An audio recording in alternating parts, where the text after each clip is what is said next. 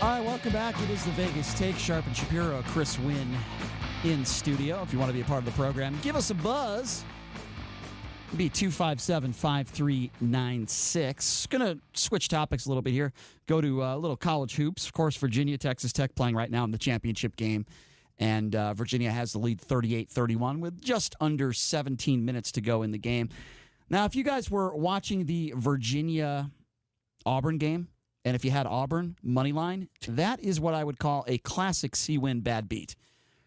That would have been one of the worst bad beats I'd ever had if that would have been the case. I didn't have a problem with the foul that was called on the three-point shot. No. I do believe that was a foul, but clearly, and I saw it right away, clearly a double dribble with 10 seconds left to go in the game would have given the ball back to Auburn, okay, and Auburn had the lead by 2. So in that aspect, in that specific situation, Virginia would have been forced to foul. Now, the official does not call a double dribble. If the player continued to dribble the ball after it went off his leg, it wouldn't be a double dribble. But he picks it up, takes a step, and then starts a new dribble. That is a classic double dribble. There's no way around that. And the official was about 2 feet away from it, didn't make the call, and it clearly affected the outcome of the game. Virginia should not be in this game, period. JD and Shap, you guys both saw the reaction by Gene Steratore, who's the official that CBS hired, right? Yeah. And the explanation was given. And look, I want to get your take on this, Shap, because you are a basketball official. His explanation as to why they missed the call is because that it was odd, right? Because it was a bizarre situation that usually in that scenario, when a player is going to go behind the back and dribble, and if it goes off his foot, it ends up bouncing further away, right? Whether it rolls out of bounds or ends up going a certain distance where it's clear and concise for the officials that to make the double dribble call. Obviously, that was not the case. It was a very strange scenario where he bounced the ball off his heel, and it only basically bounced maybe like a couple inches away, and he ends up recovering it. Right. So that was make a long story short, or make a long story not as long, that was the explanation given by Gene Steratore as far as the officials are concerned as to why they missed that call. I'm a little miffed about this, and Brian knows why. I do a lot of future bets in my trade. And I've been putting money on Auburn to win since the beginning of the year. I love their squad. I had approximately $1,700 to win almost $95,000 on Auburn on this game. And I'm pretty, over the course of the season, and I'm pretty certain that Auburn would have beaten Texas Tech for a number of reasons. They have better guards. They're deeper. They're bigger. I think it was a bad matchup for Texas Tech.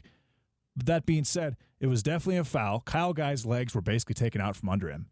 And prior to that, obviously the double dribble wasn't called for a reason because it was a very clear double dribble, and you could say a lot of things about it. A guy that we'll have on the show eventually. His name Sports by Brooks did a vote or did a poll, had 1,800 votes, and the question was, do people believe that major games in all of sports, not just college, not just pro, are fixed to some degree? Well, hold on. 65% said that they were.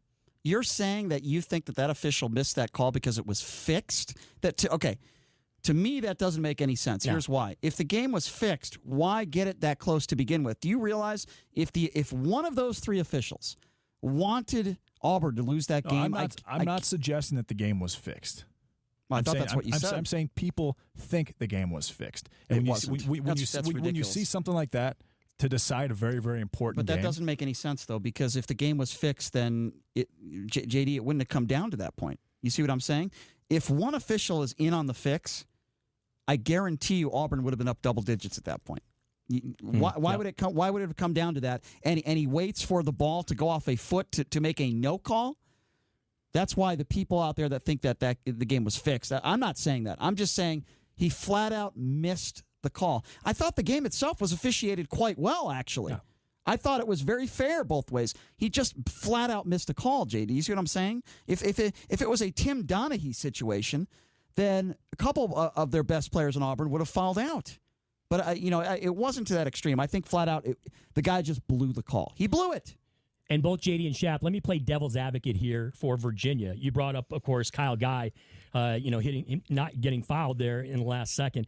Virginia ended up, winning that ball game because Kyle Guy hit that monster three in the corner there. If he misses that shot, the game's over anyway. Right. And then he does get fouled in the left corner there and ends up knocking down all 3 free throws in an absolutely monster clutch situation there. So, and Virginia, make no mistake about it, Virginia didn't have anything to do with the officials missing a double dribble call. So that's kind of my proponent of Virginia from that aspect for them getting the win. Let me ask you guys this question, because in the history of college basketball, I'm not sure I've seen anything as clutch as what that kid did, stepping up there, hitting 3 shots. He admitted after the game that he was scared. I think that's the word he used. He was terrified. That's the word he used. Petrified. One of those words he used after the game. Keep in mind, he had a bad shooting game. He did not play very well. Your team is down 2, and you have 3 free throws with a few seconds left to go in the game? Something Not like even. that. It was I believe it was 1.5 seconds or something. Can you think of a more clutch situation in the history of college basketball than in that situation in the Final Four, your team down by 2, 3 free throws, and he didn't make 2 of them? That would have been, I think some people would have said, not horrible. He made all 3 free throws. You want to talk about ice in the veins clutch, you have to give that kid all the credit in the world. I don't know if I'd call it ice in his veins clutch, okay? Because there's been spots where players have made just miraculous shots at the buzzer, and if you don't make the shot, they lose, right?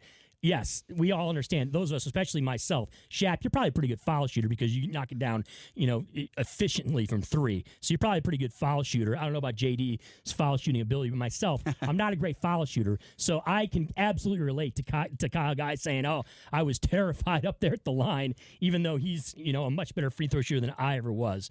But, yeah, it's a matter of, the nerves had to be going crazy. And it was the same thing in the women's game yesterday. The women's game, one of the best players in college, I believe the best women's college basketball player in the nation, right, is at the line, has a chance to tie the game for Notre Dame, and she ends up missing the front end of those 2 free throws. So, yes, nerves absolutely should come into play when it comes to free throws. And it was astounding, to say the least, to see Guy go up there and knock down all 3 of those. What do you guys think about that? I think it was one of the more clutch situations for a single player in college basketball history. You could name others, but I'm saying it's up there when you make all 3 free throws and help your team win, propel them, which could be to the national championship. Right now, the score 42-38. Just about 13 minutes left to go in this one, and Virginia pulling away, now up by, I believe, 7. I shouldn't say pulling away, but a 7-point lead in this type of game is a big lead. We'll take some phone calls from you. 257-5396, 702-257-5396. Let's go to Fernando. Fernando, thanks for calling in. How are you? I'm pretty good, fellas. Hey, I want to talk about all these college coaches jumping ship left and right. Mm-hmm. I mean, they go into recruits' homes, and I promise you this, I'm going to be here when you graduate. And about a year later, they're gone. And are you talking about Nevada and Musselman? I know you probably have an opinion on that. All of them who do this. So you don't? So you think Musselman should have stayed at Nevada? Huh? You think Musselman should have stayed? I'm just saying he's a gypsy like his dad. What do you mean a gypsy? The guy... City to city, program to program. No, first of all, he took over a horrendous Nevada program, turned them around, got them to a Sweet 16. What do you want from the guy? He did a phenomenal job, and Arkansas is a better job. Way better. What are you talking about? Okay, calm down, Brian. I'm not going to. No, I'm not going to calm down. Look, when people don't make sense, I go after them. You over doubled the salary too, by the way. Yeah, you're not making any sense, Fernando. This is what I'm saying. They're gypsies. They go to the best place they can, and they say, "Oh, we're a family here, we're a family there," and they're gone in a year or 2 years. What about Lon Kruger? Is Lon Kruger a gypsy? What? Is Kruger a gypsy? Would you call Kruger a gypsy too? Yep. Okay, what do you do for work, Fernando? You don't have to be specific, but what line of work are you in? I'm a retired school educator. Okay, so let's just say, I don't know where you were school educating, but let's just hypothetically say you're school educating at the Clark County School District, and there's a private... Okay, let's just hypothetically think that, Fernando. Okay, let's just say you're making $40,000 a year, and somebody has a private school, a friend of yours, and they're willing to pay you $95,000 a year to do the exact same job. How would you like it if I called you a gypsy if you took that job? I wouldn't be a whore. I wouldn't do it. I don't believe you. I think I don't believe you. And it's not even the same comparison, you guys, because you're comparing the Mountain West to the SEC, by the way, right? So college basketball is not the same as a college educator, because it's not. Look, he's moving up in conference. He's going to a power conference. Like it's not even close to the same thing. Fernando, why do you have a problem with some of these older coaches? I don't understand your anger issues with some of these coaches that have been successful. Why do you have a problem with some of these guys? I'm not angered with them. I don't hate them. Why would you call them a gypsy? Fair sometimes. I don't understand a gypsy. I don't get it. They leave. The coaches leave after they say, "I'll be here until you graduate and help you out," and then they're gone. Because they're offered a better job. It's a free country. I don't understand your issue with that. Okay, calm down. Take it slow. It doesn't make any sense. Take care. Well, come on, man. You're not always nice to me on social media. I'm just giving it back at you. I completely disagree with you. You're not making any sense. That's not me. That's somebody else. So there's another Fernando. Yeah, okay, fine. Yeah. So Fernando, who's gonna take Muss's place up there in Reno? Who's gonna get that Nevada gig, do you think? It's a good question. I have no idea. I really don't How about care. Dave Rice? Dave Rice. Ringing, bells ringing. How classic would that be if Dave Rice got that gig? I tell you what. Oh my! Yeah, I was talking. Hey, listen. I was talking to one of his friends today, and apparently they're putting his name in the hat. I don't think it's a good hire because I don't think he's a good head basketball coach. I think he's a great assistant, not fit to take over that program. Everything. Yeah. So Fernando, you're okay with the TJ Otzelberger, hiring? I'm fine with it. So you would rather have, just for the record, because I want to get this on a 50,000-watt radio station. For the record, Fernando. You would rather have T.J. Otzelberger coaching UNLV than Eric Musselman? Yeah. Okay, ludicrous. Completely ludicrous. You're out of your mind. You know why? Because Musselman will leave in 2 years. No, what are you... 5-year contract. That's not true. He's not going to leave in... No, that's not true. So you don't hire a better coach in fear that he might leave in several years. Do you realize how ridiculous that is? No, that's okay. I never like Eric Musselman anyway. Well, clearly you don't like... Clearly you just like coaches from the Summit League. That's your fetish. You like coaches from the Summit League that are not proven at a higher level. That's who you like. Big guy. Yeah, big guy. Yeah, big red. yeah. You like, it's like dating a girl. You've dated a girl, but she has zero dating experience. She's attractive, but you don't want to date another woman who's more attractive that has more experience of how to treat men. That's your take. That's my analogy with you in dating and college basketball coaches. You get where I'm coming from? Yeah, it depends. You might be pretty good. Well, I get. That's a valid point, Fernando. I appreciate the call. Thank you. That was a weird analogy, but I wanted to throw that out there anyway. You would rather have T.J. Otzelberger as the coach rather than Eric Musselman. I'm sorry, Chris, help me out here. Come on, JD, help me out. This whole thing about coaches moving around and stuff, there's like 3 Hall of Fame coaches, right, that have stayed at their schools that are of note in the past maybe 7 to 10 years, right? They're Tom Izzo at Michigan State. It's Mike Krzyzewski at Duke. And I'd probably throw in also there's one other guy, too. There's one other player. He slips my mind. Point being is that even Bill Self, Roy Williams from North Carolina, 3 coaches, right, that have been there for 7+ years. Bill, did you know, by the way, Bill Self has a toupee? Did you know that? I did not know that. I never knew that, yeah. But my point being is this, okay? There are a ton of great coaches that would be thought of as quote-unquote journeymen, or, what was the word that Fernando used for coaches? Gypsies, which is not really a good characterization. First of all, that's a horrible characterization considering, if you're Eric Musselman, you're going from the Mountain West to the SEC. You're going from making, I think it was he making $800,000 a year to making $2.2 million a year at Arkansas. And by the way, you're going to be coaching and playing against the likes of Kentucky, Florida, and schools like that. All of a sudden, it's so much easier to recruit. And Nevada's team next year coming back is not exactly a bunch of world beaters. By the way, all of a sudden, Fernando, the board is the cupboard's very, very bare. All of a sudden, Fernando's turned into Borat. He's calling people gypsies and stuff. I don't know. I just don't get gypsy. it. Yeah, I don't understand it. I don't understand it. If you want to be a part of the show, 257-5396. Again, 257-5396 is the number to call. Look, I hope I've got nothing against T.J. Otzelberger. I hope he wins. I hope it's a good hire. I just disagree with the hire, just like I disagreed with, the Dave Rice hire. I had nothing against Dave Rice, just didn't do a good job here. I didn't think he was the right guy for the job. I was against Marvin Menzies from the get-go. I wanted him to succeed, but against the hire. And look, UNLV got really unlucky. Okay, we're watching Coach Beard right now. Phenomenal coach over here at Texas Tech. Phenomenal.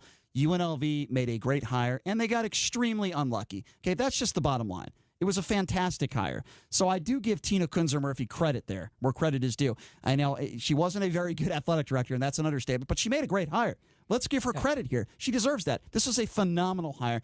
Got unlucky. They were in a tough spot. They hired Marvin Menzies, where I thought there were other coaches out there that were available. And I think this is another situation like that where I think there were other big-name coaches that were available, and they didn't even get a job interview. That's what drives me nuts. Why would you pay a guy that was making $350,000 a year and give him a raise to $1.1 million? Because I'll tell you right now, in my personal opinion, TJ Otzelberger probably would have taken this job for $700,000 a year. They're paying him $1.1 million, and by the way, it goes up every year, and it is a 5-year contract. To me, it makes absolutely and positively no sense. You're not going to get people in the stands right away, and I know UNLV had a promotion, signed TJ Otzelberger mini basketballs. Maybe that'll get people in the stands. It doesn't really excite me, but I want to get my hands on one of these basketballs. I used 3 different credit cards, 2 fake IDs. I bought 3 sets of season tickets. I got 3 basketballs, and they're framed above my fridge. But why would you buy season tickets? You're a media member. You should be able to get. I don't understand. You should be able to get credentials. Brian, Are they not credentialing Brian, you? I wanted those basketballs that bad. You did. Absolutely. You can't deny this is a great thing for TJ Otzelberger and his family, right? I mean, we talk about, you get a chance to move from South Dakota to Las Vegas. You get a huge pay raise. But hey, it's the rubber's going to meet the road, and you're going to have to produce. Not exactly a great thing for his family if after 3 years he hasn't competed for a Mountain West Conference championship. Then where does he go back to the Summit League? Ifs and buts were candies and nuts. He needs to sign this Strother kid. We'll see. The local 4-star. We'll see who signs. 257-5396 is the number to call. Let's go to Jim. Jim, thanks for calling in. How are you, Jim? I'm doing great, Brian. How are you? Doing good. What's on your mind? So, I'm thinking about this TJ Otzelberger hire. And, one name keeps popping into my head that UNLV should have tried to at least support. Yeah. And that would be Bobby Knight. Bobby Knight's got some serious health problems, Jim. I don't know if you're aware of that. He's got some major health problems. He'll never coach again. Isn't Coach Knight in his 80s now? Yeah, that's... In a perfect world, Jim, if he's healthy and he wants to coach, I don't necessarily disagree with you, Jim. But think about it. He knows how to shake up a program. Mm-hmm. But a guy like that, they would have a better chance, to be honest with you, to go after maybe look, I'm talking about outside the realm of possibility here. Steve Fisher, somebody like that, right? Or like the hologram of Adolph Rupp. Yes. or the Princeton guy, Pete Carrill. Is that Pete Carrill? Yeah. Well, Jim, look, I named 5 people that I thought would have been better hires, and you know what? And I completely agree with you. Larry Eustachy would have been awesome. Rick Pitino would have been awesome.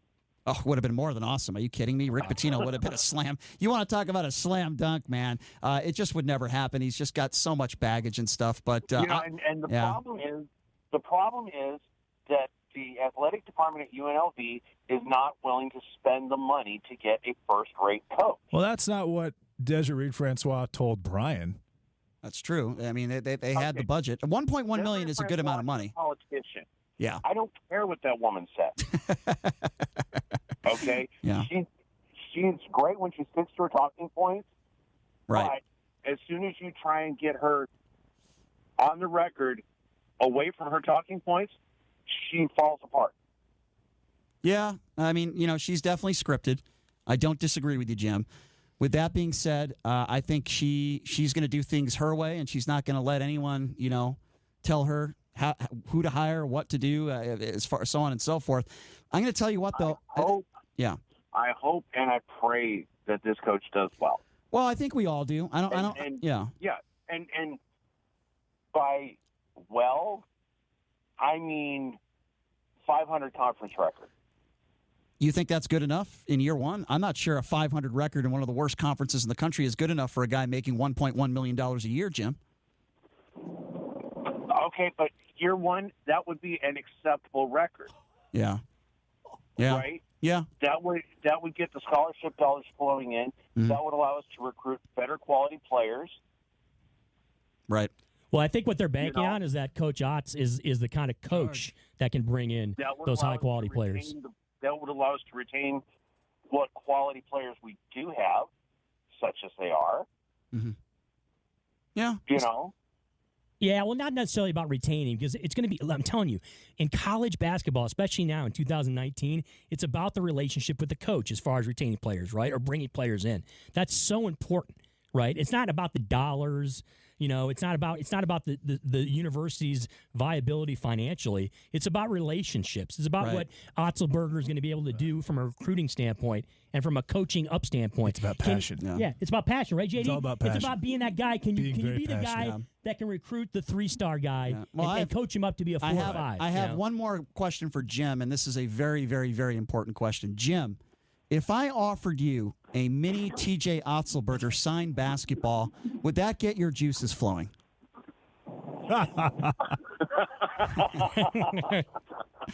I'm guessing by your laugh, the answer is no. I'm thinking it's a strong yes. Yeah. Would that get you into the arena, Jim, regardless of what their record is? Brian? Would that get you going? I will be a UNLV fan until the day I die. Fair enough. Regardless of who's in the head coach's job, and if I've got the opportunity to go to a game, I'm going to go to a game. Yeah. I don't care who's on the bench. All right. Fair enough. Fair enough.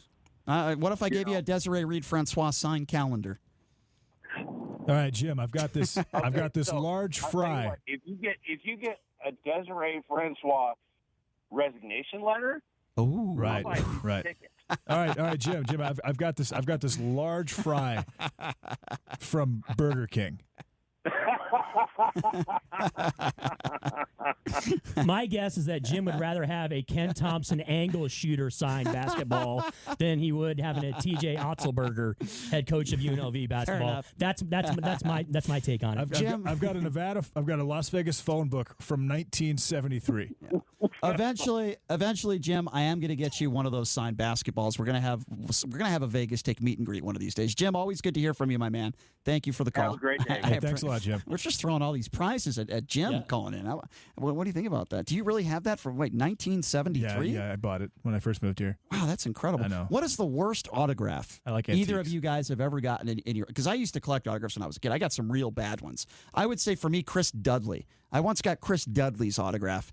That was really, really horrible. I like the Duds. He's all right. When I was 10 years old, He's a Yale guy. He's a boozer. When I was 10 years old, I got a signed Tito Santana 8x10 photo from the WWF. Actually, that's a pretty cool autograph, though. I've got 2 horrendous autographs. Okay, I got Mike Rabello, who used to be a catcher for the Tigers back in the early 2000s, late 90s. Yeah. Was not very good whatsoever. And then I also had Darko Milicic too. Yeah. I got a Darko Milicic signed. Darko is about as bad as it gets. That's pretty bad. I got though. worse than that. It's pretty bad. He's a top 5 bust ever. You guys won't even know this guy. He played for 1 year for the Boston Celtics. He was a center for the Celtics under the MLK days. He was atrocious. His name was Brent Szabo. I once got a Brent Szabo autograph when I was like 14 years old. I'll tell you one Never time heard of I that. bought a pack of cards. When I used to collect cards a lot back in the day. I think it was maybe 1998, and one pack had an autograph. And the autograph that I got was a 6th-round pick, an NFL player. I have no idea who he was. You don't even know who he was. I don't even know who he is. Wow. But I got one autograph, and it was a 6th-round draft pick Yeah. in a 30-card pack. I'll tell you what tops I almost that. cried. I'll tell you what tops that off right now, though. An 8x10 signed photo of Ken Thompson. That's it. That's it. Tickets to the gun show. That's Yeah. what you get. It's solid. Well, guess what? I digress. I bring that up because Ken is coming up next. The legend Ken Thompson is coming up next with Fish. Those guys are going to have a lot of fun. They're going to be either in a very good mood or a very bad mood. I've got the over in this tournament. I think he's got Texas Tech. Yeah, I think he does too. So he's in some trouble. All right, guys, thank you so much for joining us. We got to go. We'll see you tomorrow. Have a great night. Chris, always great for you to come in. Appreciate it. Ken Thompson coming up next, everybody. Have a great night.